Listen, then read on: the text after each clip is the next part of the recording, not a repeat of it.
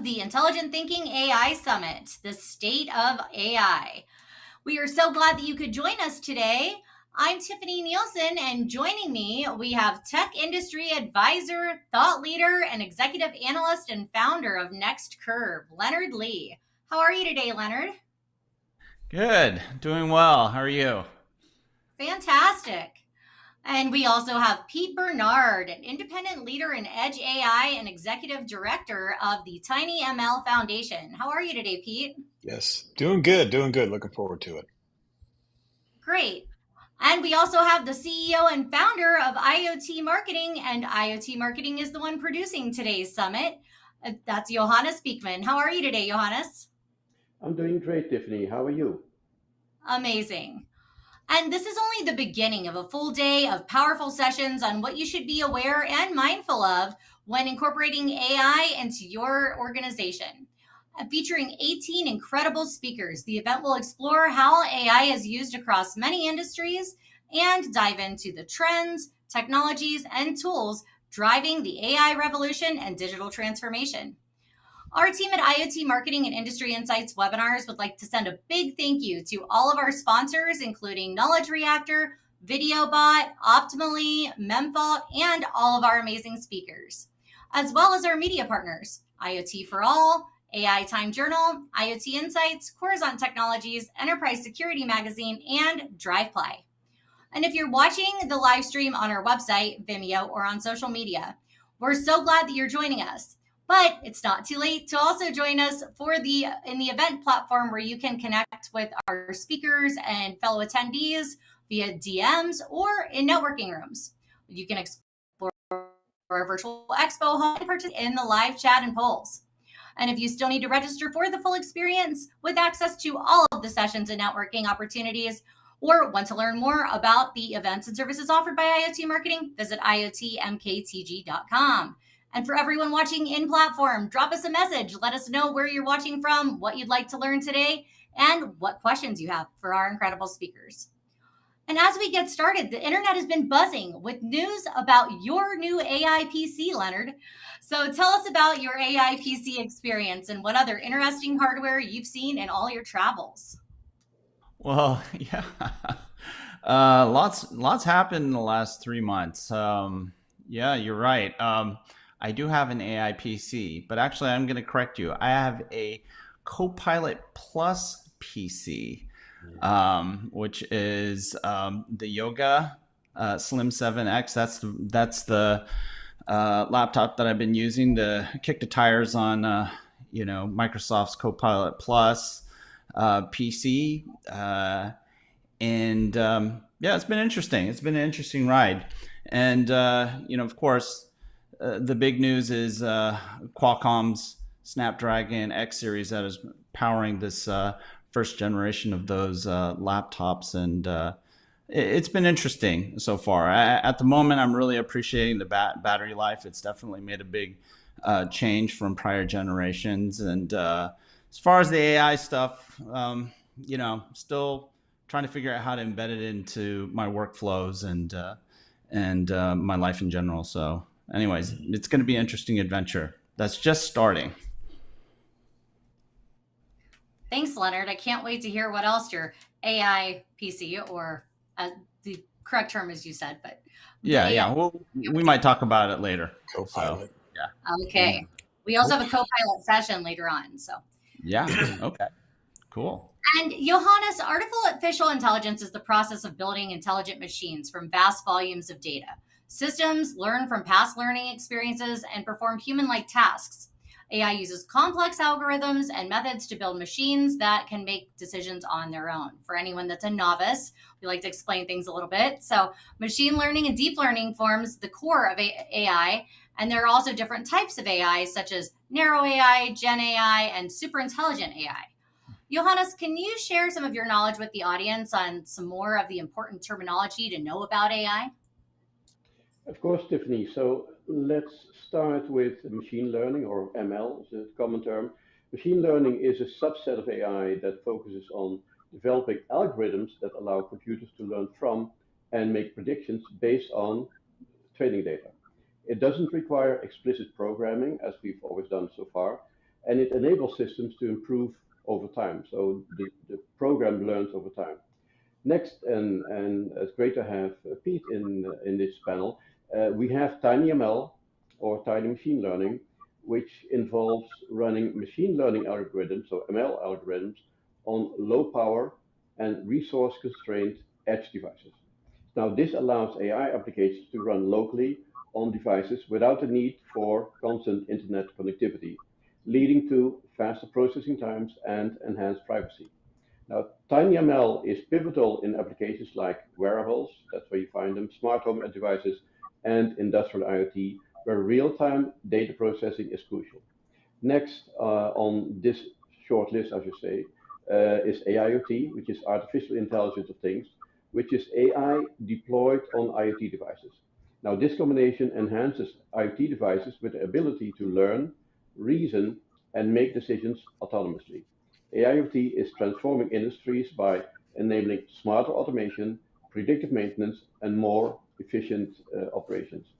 Then we have, and we all talk about generative AI or Gen AI, and examples of Gen AI are ChatGPT, Gemini, Copilot, and Claude. Now, generative AI uses machine learning models to create new content, such as blogs, images, videos, and music. And generative AI relies on large language models, LLMs, which are designed to understand and generate human-like text based on vast data sets. Today, we'll see many examples of narrow AI, and those are the most applications that you'll find out there. Now, narrow AI, and to highlight the difference between narrow AI and general AI, narrow AI, or sometimes called weak AI, refers to AI systems designed to, and trained for a specific task, such as virtual assistants or recommendation engines. And by the way, recommendation engines, you'll find them everywhere right now. So these systems are highly specialized and cannot perform tasks outside their training. You mentioned general AI. So general AI, or sometimes called strong AI, these are systems, and this is still the future. So these are systems with the ability to understand, learn, and apply knowledge across a wide range of tasks similar to human intelligence. So general AI, which is the holy grail, it remains a theoretical concept, and it's a long-term goal in AI research. And finally, to close out this short list, we have synthetic data, which we will also be discussing today. Synthetic data is vital for all the AI models that I've discussed earlier. And synthetic data is artificially generated data that can be used for training AI models. It's valuable for scenarios where real data is scarce, sensitive, or expensive to obtain. And synthetic data helps in improving model accuracy, testing algorithms, and ensuring privacy. Thanks, Johannes. I know that there are all different types of education out there that people have. Maybe you're a novice, maybe you're an expert, but now everyone should be caught up, hopefully. And Pete, the computational demands in large language models are extremely high. Training the Yeah. GPT model is a very energy intensive process that results in 503 tons of carbon emissions, or around 500 flights between New York and London. Electricity consumption to train the model consumes 1,280 megawatts of electricity, enough to power 320 average detached homes in the UK for an entire year. And when it comes to inferencing, the LLM, the daily inference operations of a Chat GPT-3 consumes 564 megawatts of electricity, enough to supply energy to 140 average sized UK homes for an entire year. And to top that off, a single NVIDIA H100 GPU results in the same emissions as a Toyota Corolla traveling 10,000 miles a year. Based on analyst estimates, just the shipments of NVIDIA's high-end GPUs, not counting GPUs, CPUs, and NPUs, will generate the same emissions as 2 million, yes, 2 million gas-powered cars. Pete, considering these shocking stats on the energy consumption of AI, why could TinyML possibly be the answer? Yes. Well, I mean, That was well framed. I mean, all of that to create some cat poems. It's kind of amazing. There's a lot of energy out there, and there's a lot of great uses for for AI in the cloud. And in fact, it's being a fantastic resource for healthcare and doing a lot of really intense analytics and a lot of generative AI help, which I use frankly too on a daily basis. Um, but there is another story to AI. There is kind of a flipping of the script of AI to talk about, and I think Johannes mentioned it too, doing AI and running AI and ML in resource constrained environments, and doing it for less cost, less power, and I would argue more impact. And that's really kind of the story that I'm involved with the TinyML Foundation and the community around that. Um, People creating, silicon and software and systems and devices to really kind of run AI models where the data is created, right? And that could be, in a healthcare environment, in the hospital, it could be your water systems, it could be agricultural, it could be on the assembly line. But more and more, there's a gravitational pull to run AI workloads where the data is created for lots of reasons. Johannes mentioned some of them. Could be low latency, could be privacy, could be just less cost, and as you mentioned, less power. So to use some sort of huge resource to run AI workloads that could be solved, with a few megawatts, a few milliwatts on the edge. People really need to think about how they're using AI and the effect that they're having. But I think we're going to see more and more. There's more and more capabilities to run AI on the objects that are around you or in these kind of systems. And I think there's always a gravitational pull to do things for less cost and less power. And we're still sort of feeling out how we use generative AI. We're seeing a lot more examples of generative AI, even running on edge equipment as well, which we can talk about. But there's definitely a gravitational pull in that direction. And I think people are starting to get a little wiser about, wow, there is a lot of electricity and water and concrete and things behind some of the cat poems and unicorn pictures that I'm generating on a daily basis. Thank Nice. you. And there are many challenges surrounding AI. Some of the biggest challenges include the bias challenge, the privacy challenge, the misrepresentation challenge, which is addressing the misuse of AI and creating deceptive content such as deepfakes, and access to data challenge. There's intellectual property and copyright challenge, liability challenge, international coordination challenge, and the existential challenge, which is considering the long-term existential risks posed by AI and focusing regulatory activity on immediate impacts while preparing for future risks. And the list goes on. But Leonard, what are your thoughts on regulatory challenges and AI governance? Well, I think one of the big challenges from a regulatory perspective is AI itself, the term and what we actually pack into this acronym. I think it's not only challenging for regulators to understand from a technical perspective, for technologists, it's difficult to grasp all the potential socio-economic and privacy implications of what gets implemented in terms of applications leveraging technologies that fall underneath this broad umbrella that you might call AI. And there's so many layers, right? AI expresses itself in so many layers in so many different ways that from a regulatory perspective, it's going to be challenging to come up with the types of controls and the policies to reduce or mitigate potential harm. And there are a lot of hypotheses about what the potential harm and actual harm can and will be. But there's also these challenges of attributing the harm to AI itself. And, in that regard, I think the other challenge you face is sort of this let's say, estimation of what AI is and what it can do, and then the underestimation. And one of the things that has come out in several of the conferences that I've attended, in particular RSA C 2024, this cybersecurity conference, is sort of this asymmetric challenge that the cybersecurity community has with these technologies, okay, or applications that are wrought from AI. And, you know, unfortunately, the technology tends to enable the evildoer, if you want to call that person, or the person who intends on causing harm, more than it does the defender. And so that's one of the big challenges that we have going forward. And there's no doubt there's going to be regulation that comes down the pike, because the risks as well as the harm that's being instituted at the moment is real. And in particular, the cybersecurity community will attest to the growing threats, the frequency, the volume, and the efficacy of the attacks that are coming our way. And there's exploits that are also expanding in nature. You mentioned deepfakes.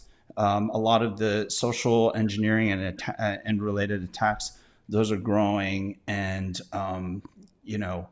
really compromising the basis of trust, and challenging what we trust, what we can trust, and who can we trust. So, a lot of interesting and challenging problems for regulators to address, and a lot of things for technologists to contemplate as they look forward to innovating. Thank you, Leonard. And Points. Johannes, another challenge associated with AI is job displacement and the need to upskill and reskill employees. What are your thoughts on this? So thank you for raising this very important question, Tiffany. So every major technology trend that we've had over the decades always leads to job disruption. So AI is not different. And yes, the role of AI can lead to job displacement. But at the same time, and we're also seeing that, it also opens up numerous opportunities for job creation and transformation. Now, just a few thoughts on this matter. So you mentioned job displacement. We should also include job transformation. What we're seeing is the evolution of the role in the job. So AI technologies often take over repetitive and mundane tasks, which can displace certain jobs. However, this shifts also employees away from those tasks to focus on more complex, creative, and strategic tasks that machine cannot easily replicate. For instance, in manufacturing, AI can handle routine inspections, freeing up workers to engage in maintenance and optimization activities that require human ingenuity. Now, the creation of new jobs, as I mentioned, the implementation of AI leads to the creation of new job categories, even that did not exist before. So we see a rising demand for roles such as AI specialists, data scientists, machine learning engineers, and AI ethicists. These roles are crucial in developing, managing, and maintaining AI systems. Now let's talk about upskilling and reskilling, as you mentioned. We always talk about continuous learning. To mitigate the impact of job displacement, whatever technology, continuous learning is essential for employees. Upskilling and reskilling programs are vital in helping the workforce at large adapt to new technologies and keep the skill set up to date. For example, an administrative assistant might learn to use AI tools to enhance productivity, while a factory worker might be trained to operate and troubleshoot AI powered machinery.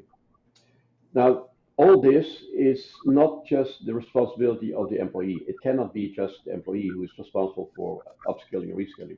So, upskilling and reskilling does not work without organizational support.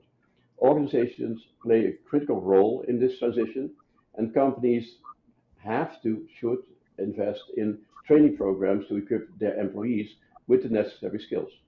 Partnerships with educational institutions and online learning platforms can facilitate these efforts, offering courses tailored to the evolving needs of the particular industry. But there's another stakeholder in the scheme, so let's not forget the role of the government. Governments can support this transition by implementing policies that encourage lifelong learning and provide funding for training programs. Additionally, initiatives such as tax initiatives for companies that invest in employee training can spur more significant private sector participation in upskilling efforts. And let's not forget ethical AI deployment. So it's important that when we deploy AI, it is deployed ethically, considering its impact on employment. So companies should strive to use AI to augment human capabilities rather than merely replace them. Ethical AI practices ensure that the benefits of technology are broadly shared and do not disproportionately affect vulnerable groups. Also, we should consider inclusive growth. Efforts should be made to ensure that upskilling and reskilling programs are accessible to all employees, regardless of their background or current skill level. Inclusive growth strategies help to prevent widening the gap between skilled and unskilled workers. Because at the end of the day, AI is going to impact us all. Everybody currently alive will be impacted by AI. So, in conclusion, while AI presents challenges related to job displacement, it also offers opportunities for job creation and transition. By prioritizing upskilling and reskilling, organizations and governments can help the workforce adapt to these changes, fostering an environment where both employees and businesses can thrive in the AI driven future. Thank you, Johannes. Very detailed. And Pete, AI is bringing Yes. near infinite scalability to telecom operations when dealing with complex networks, vast data, and soaring expenses. Overall, Mm. AI is having a massive disruption on telcos. Can you Yeah. share your views on how AI is transforming the connectivity ecosystem? Yeah, happy to do that. By the way, I just want to jump back on what Leonard said, I think, about the regulatory stuff. I think really it's about transparency. So I think the more that we can get transparency on the origins of data sets and biases of models and where things are created, and this is really kind of something for engineers to think about, then I think there'll be more trust in the system. But my 2 cents on that one. Yeah, but about connectivity, connectivity and AI kind of go hand in hand in a lot of ways. I mean, first of all, getting back to my discussion about edge AI, running edge AI on these devices really opens up lots of different connectivity possibilities. So, I mean, there's the traditional cellular connectivity like 5G or NB-IoT or some low power cellular, but there's also, obviously Wi-Fi, there's LoRaWAN, there's Wi-Sun, MyOT. I mean, there's all kinds of different ways now that we can connect these devices together, all of them running AI workloads, all of them working together in a fabric from cloud to edge.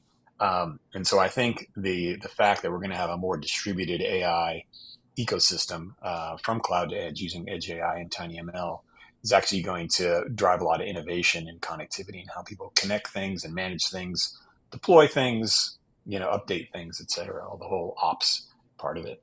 Um, but you mentioned before about like the telco industry. Yeah, I mean, I think the telco industry is trying to figure out the best way to apply AI to a lot of what they're doing. They're moving to much more of a software packet core architecture. That means that you can, use AI to optimize some of the routing and some of the switching that's happening. You can apply AI to a lot of the operations for telcos as well to help, make them more efficient and more effective. I mean, even things going out to, consumer and customer support and things like that as well. There's, organizations like the AI RAN Alliance and folks like that that are looking at how to run AI workloads at some of the base stations, to optimize signaling, maybe even using some of that equipment in off hours to run AI workloads, kind of as a service basis. So I think right now there's a lot of interesting experiments going on. I think there's a lot of interesting ways of trying to apply AI, I'm not saying necessarily generative AI, but AI in terms of ML and optimizations, as Johannes was saying before, to a lot of the packet switching that's going on. And then I guess the other part in telco, if you sort of extend it back to the edge thing, is, putting AI in devices that are connected over cellular, like phones. So with, the new iPhones and iPhone 18 and what Samsung's doing and building more AI capabilities into these devices that are enabling all kinds of new scenarios, whether AI there is applied to the cellular radar or not sure. But I think it's sort of just like every other industry, AI is kind of seeping into the telco industry and all the nooks and crannies, and people are trying to figure out the best way to drive more profitable telco, more innovative telco, and a greater set of connections. Thank you, Pete. And Leonard, another hot topic that I feel that our audience is excited to hear more about is security. And on one hand, AI security solutions are programmed to identify safe versus malicious behaviors by cross comparing the behaviors used across an environment to those in a similar environment.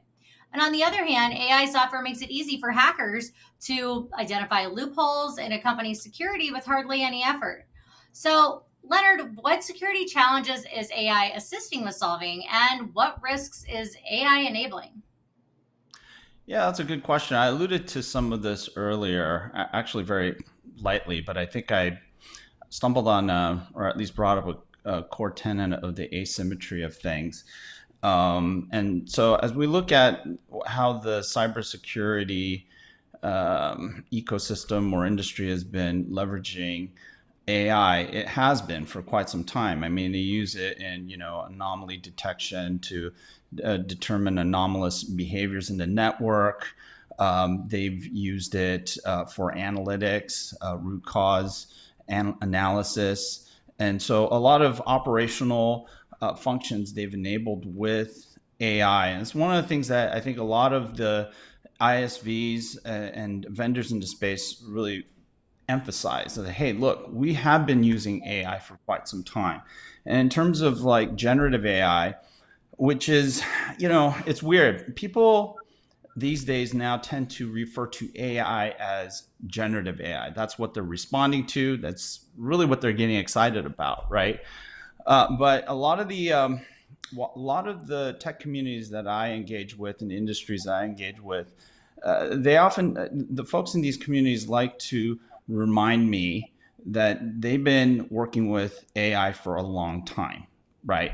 And what generative AI brings to the table is, yes, it's something that seems new. A lot of it is largely due to ChatGPT and the sort of broad public impression that it's made. But we've been living with AI for a long time. And what's really fundamentally has changed is this transformer model. Now, the things that really concern the cybersecurity community is really that enablement of the bad actors.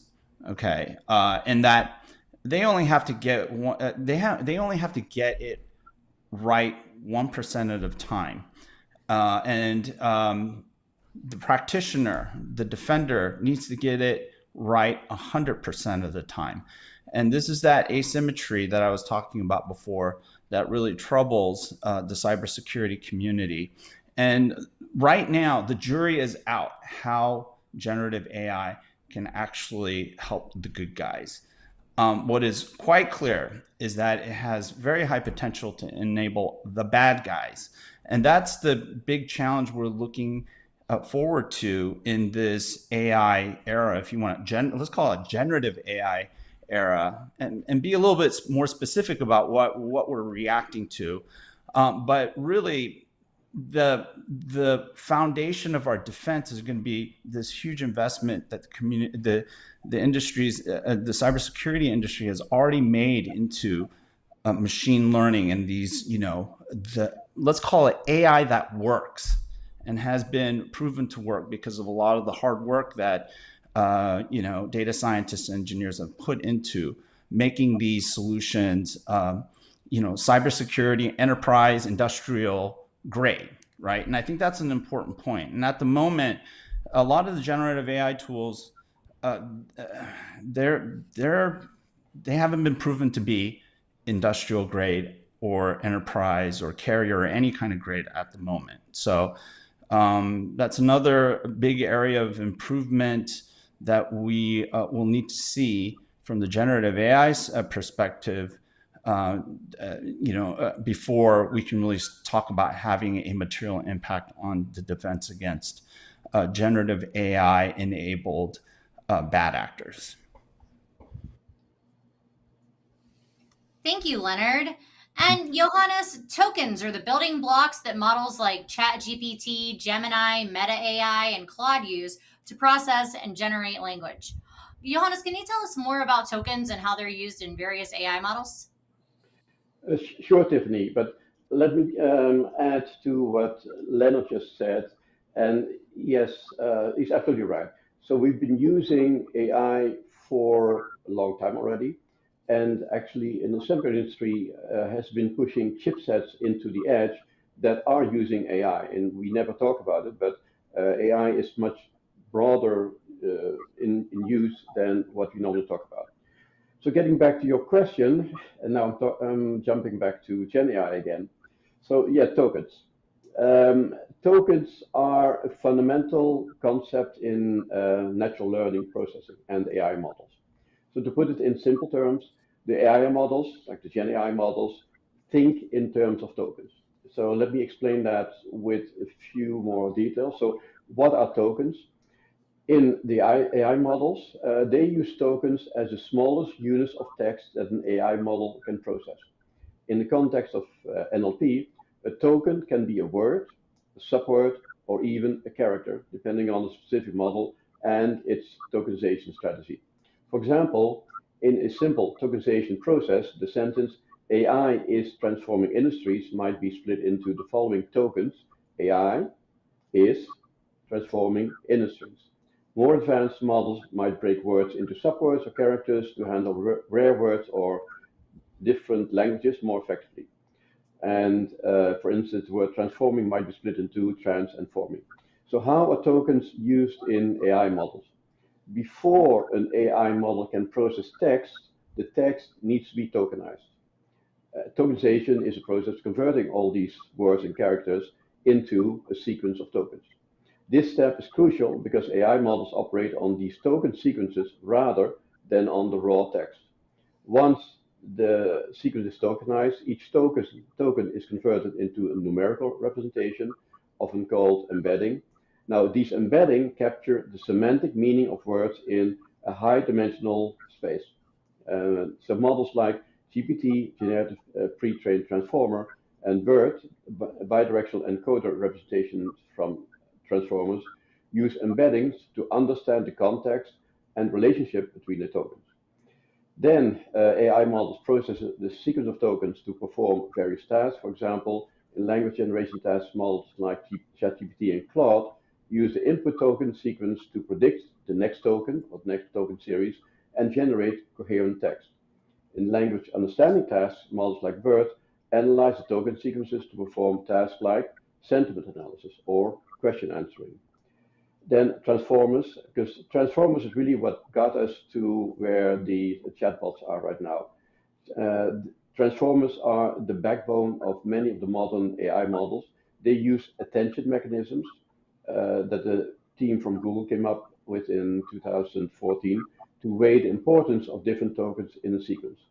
This allows models to capture long-range dependencies and context, improving their understanding and generation capabilities. Pre-trained models are often fine-tuned on specific tasks using tokenized text data. During fine-tuning, models learn to associate specific token patterns with desired outputs, enhancing their performance on particular applications like translation, summarization, or text classification. So to summarize, tokens are the building blocks of text that AI models like ChatGPT, Gemini, Meta AI, Claude, to name a few, use to process and generate language.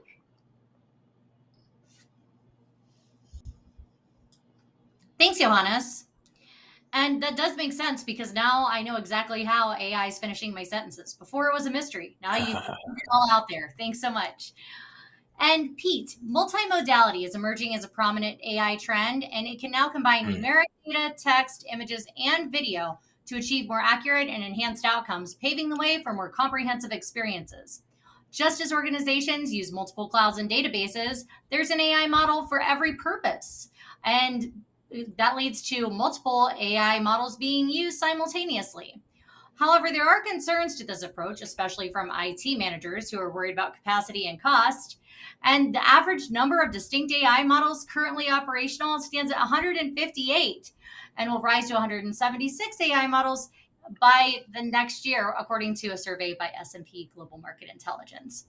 And so with that rising, that means organizations could literally be using hundreds of models. So Pete, what are your thoughts on multimodality, and will organizations really be using 100 models? I think they'll be using 100,000 models, frankly. I mean, I think it is a multi-cloud, multi-edge world, and you really need to think of AI as a tool in the toolbox to solve a problem. I think what Leonard said before. So, depending on what the company is, they're going to have different problems they need to solve. It may be, about, more corporate white collar issues around writing and communicating. It could be on the assembly line, industrial line. It could be, in retail stores, using AI around, security cameras or checking the freshness of strawberries or whatever. There's going to be just a proliferation of models that are optimized to solve problems. And I think smart companies will choose the right models and the right topology to solve the problems with the least amount of cost and the most amount of impact. Um, and so, yeah, there's a proliferation of models, and that's a good thing. I mean, AI as a term has been around since 1956, right? So this is almost a 70-year-old technology that has had so many different types of machine learning and AI models over the years. It's only in the past couple of years where people have been caught up with these kind of Scarlett Johansson chatbot stories that's kind of caught everyone's imagination. But it's a technology that's quite mature and is proliferating and solving real problems on a daily basis right now. So I don't think people should fear like kind of multimodality and the too many AI models. I think that we should really concerned about is thinking about the problems they actually need to solve and what are the right models they need and data sets to solve those problems. And there's plenty of model management and other things out there, orchestration software to help that. So that's really kind of my take on it. I think it's something we need to embrace. In fact, I think even we're going to see silicon vendors, semiconductor partners, moving from more general purpose silicon to, they moved from sort of general purpose CPUs to GPUs to NPUs. I think we'll start to see silicon out there, and we see it already, that's tuned for certain types of AI models, right? So neuromorphic computing, spiky neural networks, things where, you need to have hardware accelerated ultra low power AI in very specific use cases that are baked into devices for certain vertical markets. So I think that trend is just going to continue, and really it's really about thinking about what's the right kind of models for you as a company that you need to solve your problems. Thank you, Pete. I was kind of going to ask you what you closed with is how do you even go about finding the right AI model to use? But I think you kind of alluded Mm-hmm. to that in your answer, unless there's anything else you'd like to add. Well, I mean, there's lots of companies out there that help company. If you're, let's say, a national burrito chain, let's say, without naming names, and you need some help solving a few problems, there's lots of companies out there, and people even like you can go talk to Leonard here, and he'll probably help you out to figure out exactly what are the kind of problems that you need to solve. Some of them are operational, some of them are more, IT corporate problems. But and then of course the hyperscalers have folks that can help sort some of those things out too. But there's lots of solutions out there that leverage AI, but you have to start with really defining your problem clearly. Well, Pete, I can help recommend the best burritos in San Diego, but maybe not the There you best go. model to use for your business. Yeah, and so I mean, I think that's an interesting question. I have something to add to it. I mean, when we talk about multimodality, we're really talking about these AI, or let's call them generative AI models that can work across different modes, like vision, speech, and audio, right? So audio to text, audio to maybe images, and so these models are usually stitched, a bunch of foundational models, if you will, stitched together to provide a feel, or I don't know, maybe you call it an illusion of multimodality, modal intelligence. That's really becoming a big thing, and we're seeing a lot of that come out of the likes of OpenAI. Most recent incarnation, or at least one mode, is Sora. I think everyone knows about that. And They then, do. yes, I agree with Pete. There's going to be tons of models. It's not just 150 or what have you. And there's going to be different models that fit different purposes at different levels of the organization and different placements within, let's say, your overall solution architecture and your business environment. So, in a lot of ways, it's just going to be part of your technology set.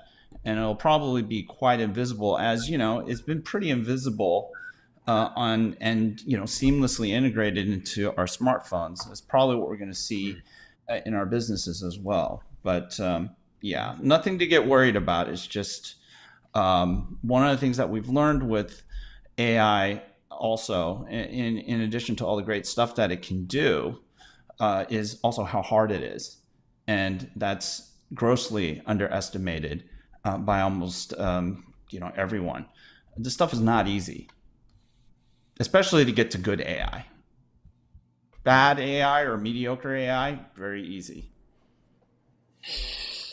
Thanks, Leonard. So for anyone watching, don't be surprised when you have a large number of models running and it's not a one-size-fits-all approach. So They have Leonard, according to Statista, the market for AI grew beyond 184 billion US dollars in 2024, a considerable jump of nearly 50 billion compared to 2023. And the staggering growth is expected to continue, with the market racing towards 826 billion US dollars by 2030. Where do you feel the best investment is for AI? Oh, I really don't like making comments about investment. Come on, I got my checkbook ready. But my first reaction is, where did you get those numbers, and what do you mean by AI? I mean, it goes back to the fundamental, right? Yeah, I mean, but if I were to say what's a good discipline for investing in this stuff? I mean, whether you're an investor, but let's talk about enterprises, because it all really is rooted in the enterprise and what is valuable in garnering productivity uplift and benefit to economy and society. I mean, that's really what all that counts. If that can be proven in a sustainable way, then all these numbers that people come up with may have some substance to a certain degree, depending on how they've defined AI. But I really want to take this opportunity to give a shout out to the research scientists and the engineers who've been doing what I've referred to earlier, which is the hard work. And so the best place for anyone to invest, and any enterprise to invest, are in solid solutions, proven solutions that are, in fact, let's say, what I mentioned before, enterprise grade, operator or carrier grade, industrial grade.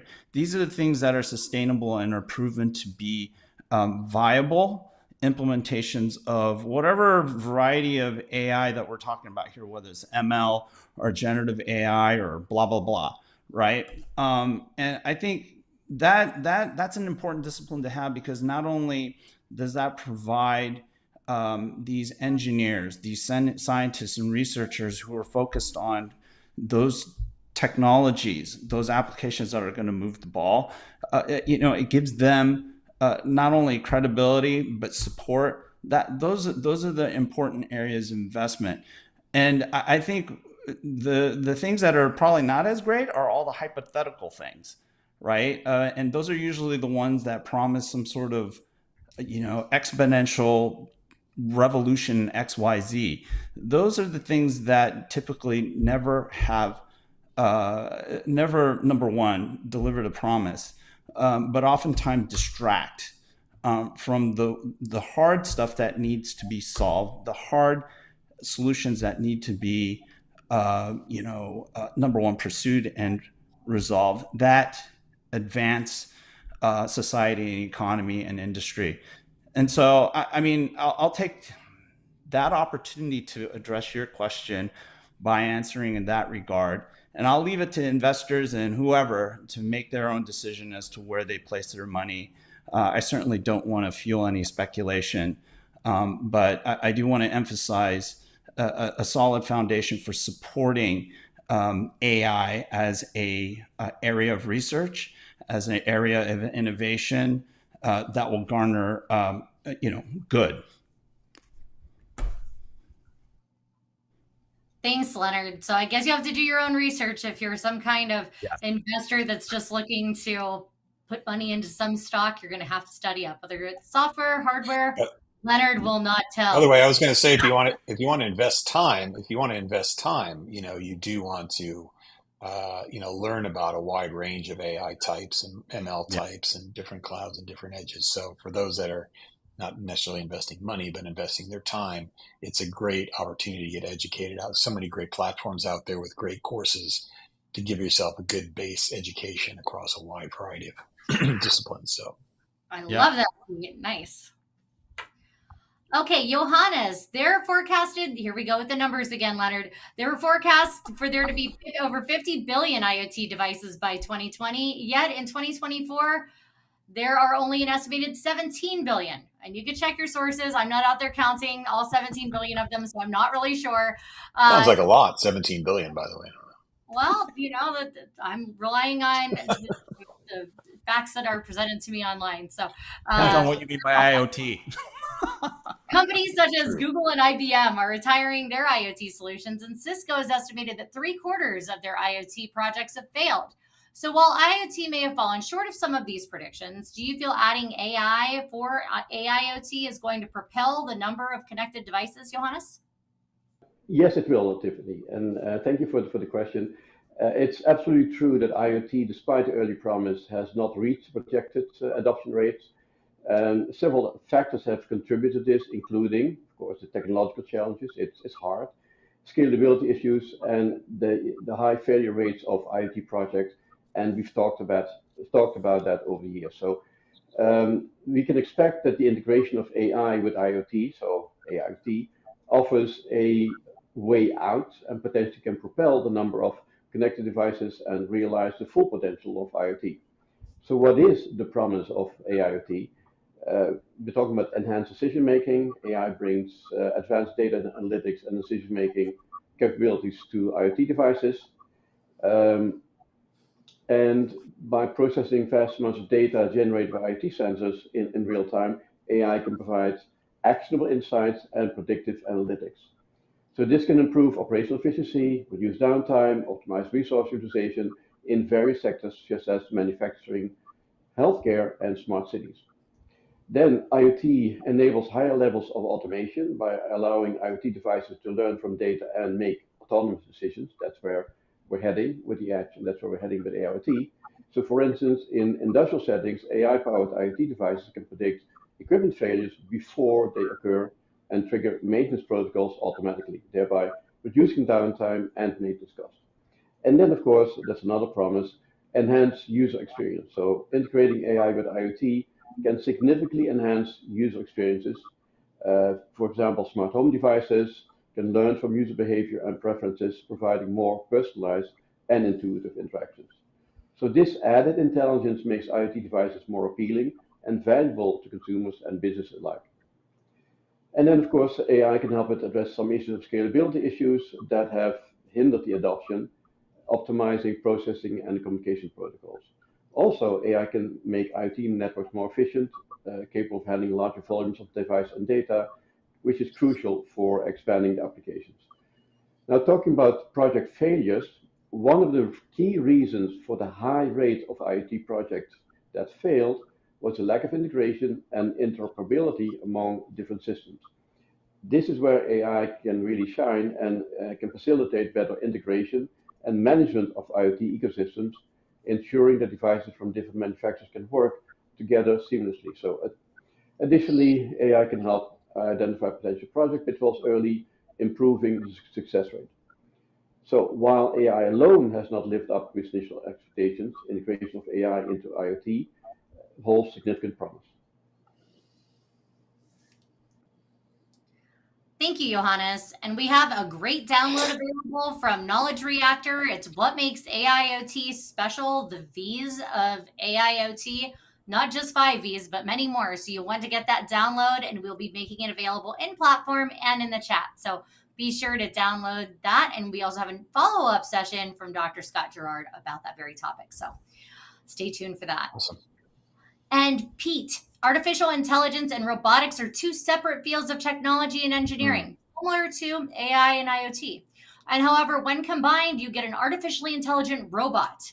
almost like superpowers, where AI acts as the brain and robotics acts as the body to enable robots to walk, see, speak, smell, and more. And we've already seen with robot Sophia, who has gained citizenship in Saudi Arabia. And on The Tonight Show with Jimmy Fallon in 2017, Sophia the robot said, "This is a good start for my plan to dominate the human race." Since then, Sophia's been shut down. Fast forward to 2024, and we have AI candidates running for office. An AI generated candidate, VIC, an acronym for Virtual Integrated Citizen, has filed to run for Cheyenne mayor. And an artificial intelligence candidate known as AI Steve is also on the ballot for the United Kingdom's general elections. So, Pete, what precautions, such as standards and regulations, are or aren't being taken to prevent more humanoid robots powered by ill intentions? Yes. Well, I think this is one of the best questions I've heard in a long time. No, why do you get all the good And questions? I don't want to get political, but some of those sound like they might be an upgrade in terms of candidates. Interestingly, I mean, this whole thing about robotics and, the fear of robots goes back, 100 years, right? Go back to, the movie Metropolis, which if you haven't seen it, it's a good one, silent film about robots and robot society. And it's always been fascinating for us, HAL in 2001. So we tend to really, I think as Leonard mentioned, kind of really overhype the doomsday scenarios and some of these things, just because it's in our nature to be concerned about it. But there are some things that are happening in this space. I mean, I know like in 2023 in Massachusetts, they proposed a law to ban robots from owning guns or mounting a gun with a robot or something, which, I don't want to, again, get political about who should own guns, but I think we can all agree that robots should not own guns. It actually does illustrate a bit of a problem, is that there's like a lot of patchwork sort of things going on around this stuff. So you don't want, 50 states and another 50 countries passing their own separate, rules and regulations about robotics, because then it makes for a manufacturer of robots extremely difficult to kind of sell and deploy. So you have to be careful about, first of all, not kind of going overboard on some of these stories, but also making sure that whatever is happening with robotics, that it's accretive to society and the industries that are serving the robots. There's a ton of robots out there right now. I mean, if you look at warehouses and industrial automation, robots have been serving those industries for years. When you start putting a face on it and putting a generative AI, LLM in it, that it can talk to you, then it starts to get a little weird. But robots have been serving industry for a long time. So I think some of the things that you mentioned, and we were talking to Leonard too, about rules and regulations, regulatory issues, I think it's really about transparency, and how are these AI systems, being developed and being trained? How are they auditable? How are they controllable? I think if some of that stuff is baked into the system now, if it takes, regulations to force industry to bake transparency and auditability into their AI systems, maybe that's probably going to happen. But maybe the industry can be more proactive about that and provide more transparency and auditability. But I think that would apply as much to the AI that's in robots as to anything else. And so, I would say whenever you read stories about this stuff, as I said, our society has a bias to kind of get a little bit freaked out about humanoid robots. It's not hard to get freaked out about that stuff. But at the same time, I would say that, there's the robots have been around and serve us in the background quite a bit. Look at your Roomba, for example. No one really gets freaked out about a Roomba unless you put a face on it. But I think that it's really about transparency moving forward and making sure there's auditability and control over AI systems in general. And that would apply to robots as much as anything else. Thanks, Pete. Well, it's kind of difficult to weaponize a Roomba. I mean, I'm sure people could get creative, but it doesn't seem like an threat. Don't give anyone any ideas. Well, my daughter gets freaked out by ours, so if you like that question. Cats like to ride on Roombas. That's a thing. Okay. As Pete mentioned, AI was birthed in the 1950s, but it has not been embraced until now due to lack of compute power to enable it. And AI's early years delivered some success, including with artificial neural networks. However, it faced two AI winters, one in the 70s and another one in the 1980s. Leonard, considering the democratization of AI due to low code and no code and the availability of open source resources for developers, do you feel that this is the beginning of the age of AI? Um, yeah, I would not necessarily characterize the situation as AI suddenly, becoming relevant or having made progress. Yes, the transformer was definitely a huge innovation when it comes to neural network architectures. ChatGPT was an interesting proof in some of the progress that we're making with natural language or understanding systems. And, I wouldn't want to discount, going back to my earlier comment on your investment question, the hard work that's already been that has gone into quote unquote AI and, bringing some compelling applications to market. Right. I think it's important not to disregard the progress that has been made after these winters, because that's typically when it's during these winters that going back to those engineers and scientists who've been focusing on the things that are real actually deliver value. What we're looking at now with generative AI is another hype cycle. And so the question here is, how far does this go? And is there, in fact, a winter that follows this? And I don't think anyone can predict that there is an exception in this case. And so what it behooves everyone to really think about, what is it that we're really dealing with here in terms of a technology, its readiness to deliver on some very, very lofty expectations and promises, and and the big question of when. And now that I've gone on that rant, can you remind me the rest of your question, please? Sure. So it was considering the democratization of AI due to low code or no Oh code, yeah, the low the code. Okay, availability I of got it. open source. Okay, thank you. So this is where I need some Gen AI memory augmentation. But yes, the low code stuff. I mean, again, low code, no code has been around for a while. The now the open source stuff is interesting. I think that has really catalyzed um, the AI development and interest in development across the board.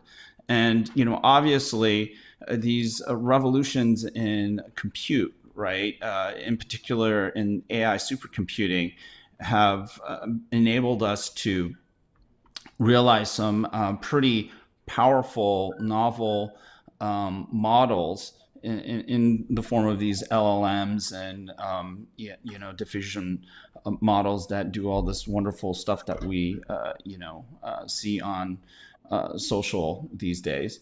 But we're I think those things are definitely continuing to progress the useful adoption and application of AI technologies. But then I will go back again to what I said before my little moment of amnesia, that it really is about what proves itself to be valuable, and that's still an open question. Although all these other things that I just mentioned, or that you kind of alluded to in your question, are catalytic, in a lot of ways, and those are good things that continue to move the ball and open the frontiers for, or let's say, broaden the aperture for AI and expand its frontiers. So they're all good things.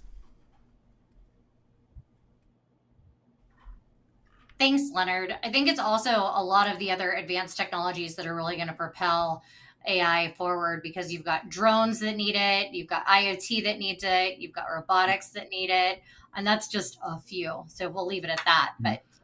Johannes, OpenAI recently came out with a new internal classification system for OpenAI to reach artificial general intelligence, or AGI. Can you tell us more about this and how you feel that AGI will impact humanity? Well, so yes, OpenAI had an internal meeting July 9th where they discussed internally about a five-step program for to get to AGI. Now these are the five AI levels that they mentioned in their internal presentation. So level one is chatbot conversational AI level. These are AI systems that excel at engaging natural human-like conversations, demonstrating a foundational understanding and the ability to respond to a wide range of prompts and questions. So ChatGPT, Gemini, Claude, etc. Definitely, we are at that level. Now, the next level that they have identified internally are what they call AI reasoners.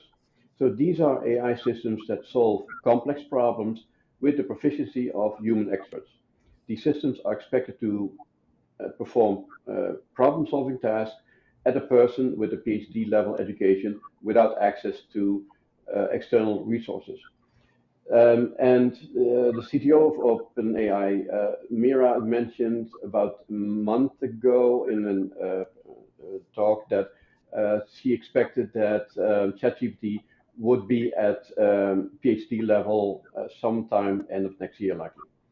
So that's level two. Level three, AI agents, also been discussed widely. These are professionalized AI agents that are capable of operating autonomously for extended periods, days, weeks, months at a time. They can act as a on user behalf, taking on complex tasks, making decisions, and adapting to changing circumstances without constant human oversight. The next level is four, which are the AI innovators. Those are AI systems capable of developing groundbreaking ideas and solutions across various fields.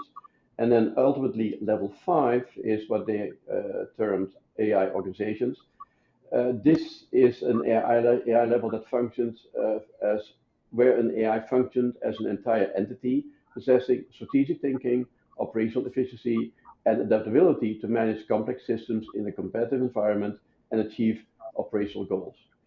So the roadmap towards AGI has always been murky, and at least with this OpenAI system, it could help establish some concrete benchmarks. OpenAI considers themselves past level one, approaching level two, as I mentioned, and level five is what they consider AGI. So a few comments. It took 70 years, as we mentioned several times, to get to level one. And I know currently it feels like years are ages in AI, so everything goes really, really fast right now. But getting to level five will take much longer than we expect, I hope. And to add to what Leonard said, well, we've had several AI winters before. Very likely we'll see an AI winter somewhere in this development. So getting back to your question about impact, every level in this roadmap will have its unique impact. And so yeah, we can expect, we don't have to wait until all the way to AGI. Once we're at level three, we'll see impact of the AI agents, level four, et cetera, et cetera. So last but not least, what I would like to stress to everybody, not to the attendees, what this tells us, what it tells me, we all need to keep upskilling ourselves. We all need to stay abreast of what's happening. And AIs are real, they're developing, and there will be a winter, but we've achieved so much at this point. So we need to stay up to date with what's happening in AI field. Yeah, Tiffany, can I add to what Johannes just said? Yeah, I think your last point there on upskilling is absolutely important because, quite frankly, I mean, OpenAI can come up with whatever they want to come up with to outline a roadmap to quote unquote AGI, but the reality is that AGI is in the eye of the beholder, and if we don't upskill ourselves, we fall under that line of replacement, right, or displacement, and we'll call it replacement and or displacement. And so that is such a great point, and hopefully that's something that the audience takes away. Because the further you fall under that line, number one, the more brilliant this stuff looks at any stage, even level one, and that's not a good place to be. So, great point, Johannes. I would just pile on that. I think personal education, professional education is a key takeaway. I mean, people that are attending this summit, of course, are invested in that. But the more you're educated, the more you can figure out. First of all, you can sort of separate the hype from the reality a little bit, and you can also figure out how can you leverage AI for your personal or professional life a lot better. So definitely encourage that. Absolutely. Thank you, Pete, Leonard, Johannes, all very great points. And I think slow and steady would be my guidance, because I really like that there are 5 steps and we're not just all of a sudden at AGI, because I've been watching all these artificial intelligence movie, kind of getting in the zone for this AI summit. And I watched the movie Artificial Intelligence with a little boy, and there's flesh here, all these robots, and they're like, well, it was too fast, too soon, and too many, and we don't want to run into that. So let's go slow and steady. Yeah. We might not have any choice. So, all right, Pete. Well, Stephen Hawking's biggest warning is about the rise of artificial intelligence, that it will either be the best thing that ever happened to us or the worst thing that ever happened to us. And if we're not careful, it could be the last thing that ever happens to us. And a report released by Gladstone AI flatly states that the most advanced AI systems could, in a worst case, pose an existential level threat to the human species. So, Pete, do you feel AI is being approached with the right safeguards to avoid eliminating the entire human race? And what do you feel is the most important to consider to avoid that reality? Sure. Well, I mean, in the big picture, the entire human race will eventually end when the sun explodes. But, so if we're talking about before that, um, I think that, it kind of harkens back a little bit to what Leonard was talking about, the democratization of AI. So this is kind of a critical juncture we're in over the next few years to make sure that AI is something that everyone can participate in and leverage. That AI does not become only the thing that a couple of big tech companies get to run and you have to pay them to do it. That's why I'm so passionate also about Edge AI and TinyML and running AI workloads on devices where, as a company or an individual, you have the data set, you have the model, you have the device, you can run it. You don't need to be paying someone to do that. So not only is there less power, less cost, and more impact, but there's more democracy around it. So AI democratization is not just around low code, no code. It's really about the ability for individuals and companies to kind of own and execute AI as they see fit for themselves. And I think that's going to be an important thing moving forward. If that becomes a tenet for AI, for society, I think that's going to be really helpful. That'll help mitigate any of these kind of scenarios. I think what I said before about transparency and auditability about AI is also going to help people get empowered to make the right decisions about how it should be part of their life or how it should be part of their business. So I think those are kind of the most important things to really think about, and also think about AI as a tool in the toolbox to solve problems.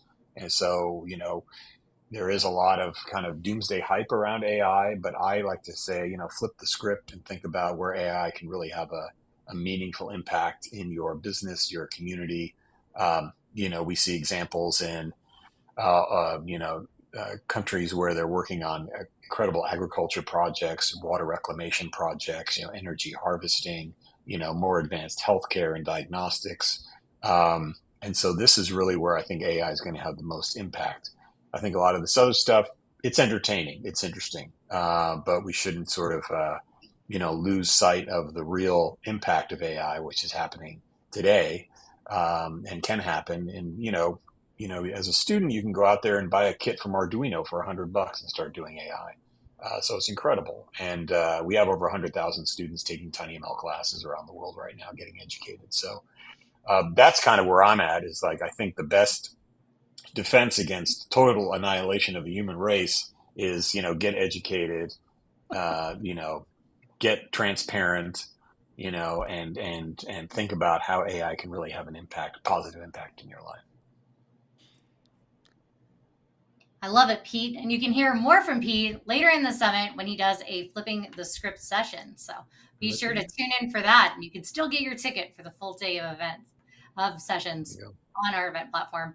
And you can go to iotmktg.com. Leonard, anything to add? Yeah, I do have a question. Why does Pete get all the good questions? Well, you know. Oh my gosh. And the weight of the world with his response. It's great. Anything to add? That was good. No, I think, you know, AI, what I tell a lot of folks is AI is just, you know, it's actually just a concept, a domain of research that has some underlying technologies. And if anything is going to take out humanity, it will be humanity itself and what we do with AI. And so that's, you know, I think fearing technology is not intrinsically bad. It's our intent and what we do with it, which determines if good or not so good comes out of its use. So, you know, let's not blame the technology. It's, you know, they didn't do anything wrong. I completely agree. That's why my question was, are we approaching this with the right safeguards? Because it's on us. If we end up ruining humanity because we programmed it wrong, it's on us. So. Well, you know, it's interesting that you brought that up. We're on a learning curve. That's the answer to that. We're on a learning curve. We don't know. Yeah. So. Right. Well, be sure to take the right safeguards. Attend the rest of the AI Summit so you know what to safeguard. Yes. All right. Well, thank you all so much for joining us today. And again, our team at IoT Marketing would really like to thank everyone for attending, as well as our speakers and our sponsors, Knowledge Reactor, VideoBot, Optimally, and Memfault, as well as our media partners, IoT for All, AI Time Journal, IoT Insights, Coruzant Technologies, Enterprise Security Magazine, and DriveFly. So please get your ticket also to join us in October for the Summit of Things, where we're going to dive into the Internet of Things. We also have speaking, sponsorship, and advertising opportunities available, so reach out to us. And you can also download the sponsorship kit in the platform. And lastly, we're hosting the Industry Insights IoT Awards this December with 10 categories, and you can nominate your favorite product, company, or person now. So please enjoy the rest of the event and be sure to explore the expo hall. And remember, you have access to all of the content for the next 90 days. So make the most of it and learn, learn, learn. Thank you so much, Leonard and Pete and Johannes. Thank you, Tiffany. Thank you. Thanks for having us. That was fun. Appreciate awesome. Bye-bye. All right. Bye-bye.